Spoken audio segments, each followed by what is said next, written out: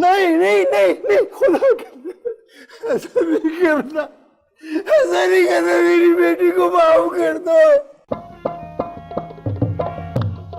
मैं तो ये सोच सोच के पागल हो रही हूँ कि पाऊ मुझे छोड़कर कहाँ चला गया। 1.5 माह का अरसा हो गया, अभी तक तुम लोग एक गुमशुदा शख्स को तलाश नहीं कर सके, तो इन मुजरिमों को क्या तलाश करोगे? नासिर, इस केस की इन्वेस्टिगेशन तुम अपने हाथ में ले लो। मैंने काम शुरू कर दिया है सर। कभी कभी सोचती हूँ कि अपनी बीवी के रोज रोज के झिकझिक से तंग आकर तो कहीं नहीं चला गया। बाऊ बाऊ वारस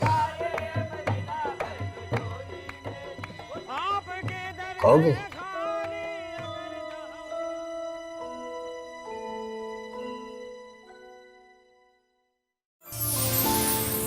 देखिए बोलते अफसाने हर जुमे की रात 8 बजे सिर्फ TV1 पर।